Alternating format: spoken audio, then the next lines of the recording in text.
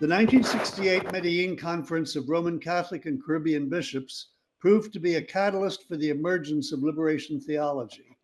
Against the backdrop of civil wars in Central America, military dictatorships in much of South America, and the impact of the Cuban Revolution, the bishops responded to the request of Pope John XXIII that they take the insights of the Second Vatican Council home and use them to analyze their own ministry and its context. The bishops condemned the drastic poverty and oppression throughout the region, the economic dependence on Europe and North America, the urgent need for liberation, and the constantly widening gap between rich and poor. It was at Medellin that Latin American Christians developed the concept, rooted in scripture, of a preferential option for the poor.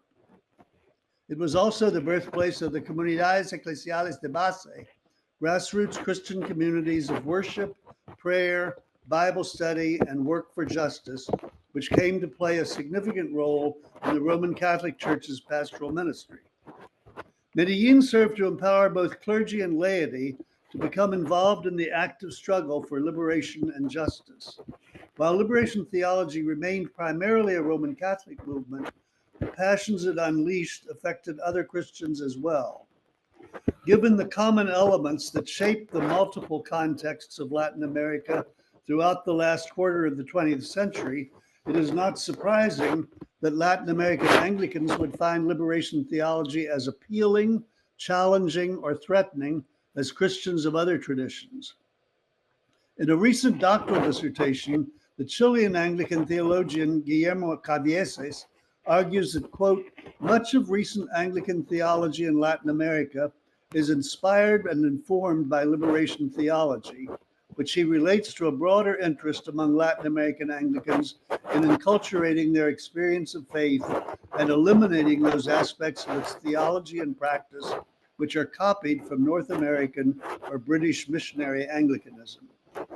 This presentation will examine the impact of liberation theology on encounters with Latin American Anglicans over a period of nearly 2 decades from the mid-1980s to 2005, as well as more recent books and articles.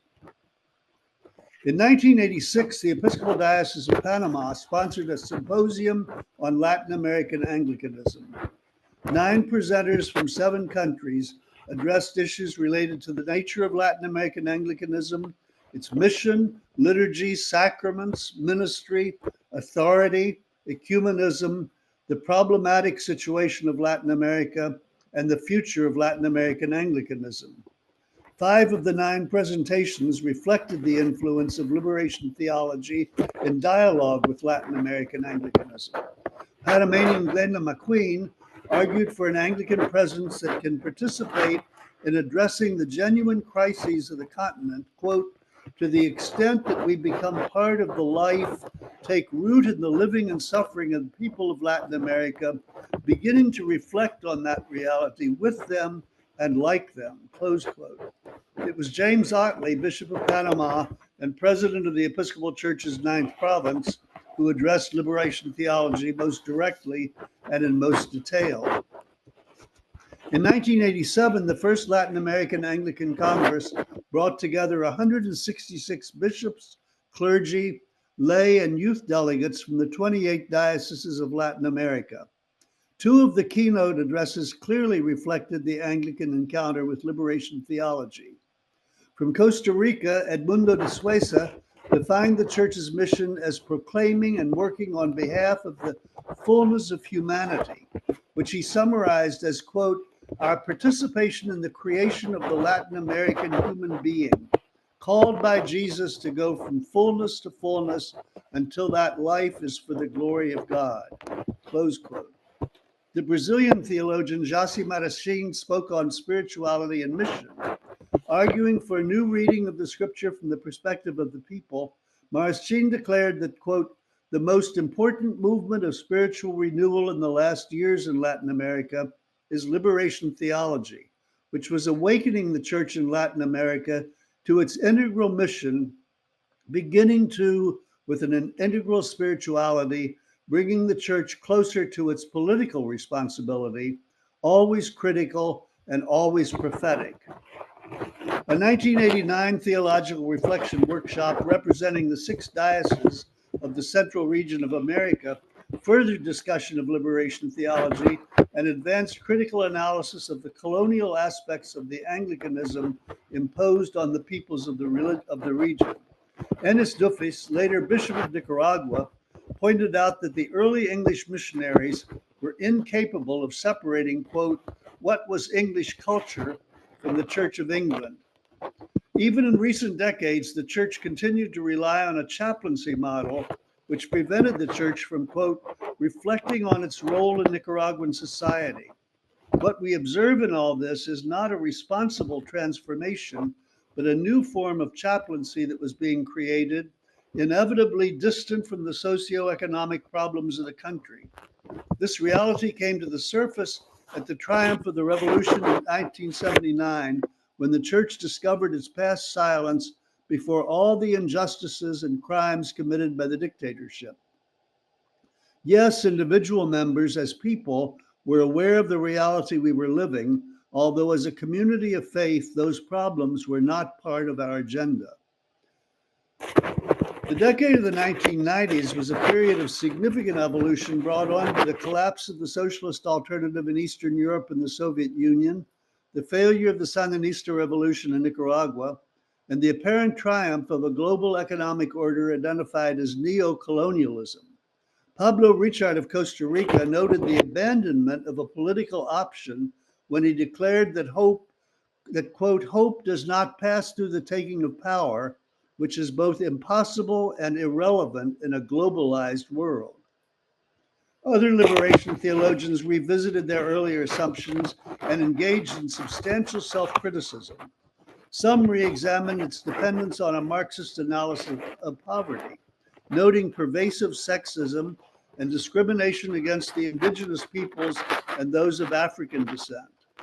By the end of the 90s, it had become clear that, quote, the primary reality for the majorities of Latin America is better understood as exclusion from the possibility of a decent life by social, cultural, and economic forces, close quote.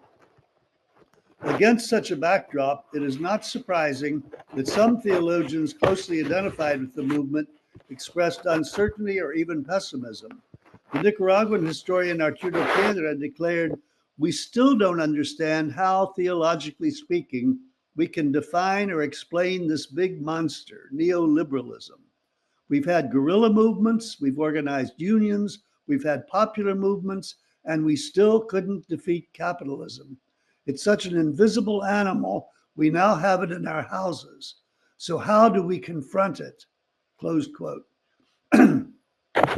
In 2002, the Centro de Estudos Anglicanos of the Anglican Episcopal Church of Brazil began the publication of a theological journal entitled Inclusivity. Its reference to the insight raised by liberation theology of a preferential option for the excluded was evident in much of the journal's content, and especially in a 2004 academic symposium of Anglican theology in Brazil. That symposium provides a summary of how liberation theology continued to shape theological reflection among Latin American Anglicans, especially its inevitable engagement with the issue of enculturation. The importation of English and American polity, and liturgy into settings radically different from those in which they had been developed imposed an Anglican practice with little or no appeal to the vast majority of the peoples of Latin America.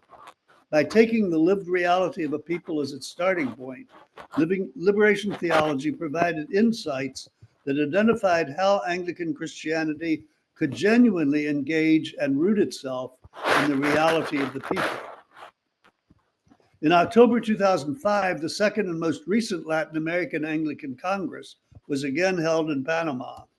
The Congress addressed globalization and its implications in Latin America, a challenge for the Anglican Episcopal Church. Its organizers challenged the Congress to find ways by which Latin American Anglicans can recognize, quote, the revelation of God in these days before the dominant systems that confront our societies, and to discover how to carry out the church's ministry in a world which is calling and urging us to believe more and more in the human capacity to achieve any earthly purpose by our own productive and economic means. The concern for inclusivity, which has pervaded Brazilian theological reflection, was directly related to the issue of enculturation. Through their journal, Brazilian Anglicans have created an Anglican articulation of a later stage of liberation theology. In a 2009 article entitled The Book of Common Prayer and Brazilian Enculturation, Elias and Wesley Vergara pointed out that early Anglicanism in Brazil totally denied Brazilian culture. They argued that when a large proportion of the population is illiterate, the written word itself becomes an instrument of power and domination. As a church, they wrote, we have a good dominion of the Book of Common Prayer and its theology. What we lack is a better dominion of Brazilian culture. While its current mode of worship is best suited to elites, they proposed another direction in which, quote, our missionary understanding is broadened to all classes to whom popular culture and religiosity predominate, using other forms of language and communication considered until now of less importance. Such worship would recognize the centrality of orality and corporality as central elements, draw on the multiple music styles popular in Brazil, and even dare to move beyond the predominance of written discourse toward oral discourse and its socio-political implications. The Brazilian church has remained steadfastly committed to inclusivity, especially with regard to the full incorporation of women at every level of the church's ministry and welcoming LGBTQ plus persons. Its 2015 Book of Common Prayer is, quote, a witness that humanity, independent of gender, is made in the image and likeness of God. God cannot be encapsulated in one gender. God transcends the notion of gender. As Anglicans in Latin America struggled to rid their churches of the remnants of their colonial past, liberation theology informed their awakening to the global realities that were impacting their life and ministry and the implications of the gospel demands of inclusivity for a church longing to be faithful in contexts marked by poverty, misery, oppression, and discrimination. In 2023, Bishop James Otley published A Theology for All Time, Love, Justice, Equality, in which he reread the scriptures from the perspective of the option for the poor as a fundamental affirmation of love, justice, and the equal value and dignity of all people. Otley was clear that, quote, liberation theology for me has been present from the creation of the world, close quote. He considered that it represents the fundamental relationship between the God of love and justice and the creation, which is God's. Hence, it is possible to affirm that while liberation theology is inevitably and appropriately associated with a particular time and context, at its heart, it remains not a passing fad or a peripheral part of the story of Anglicanism, but indeed a theology for all time.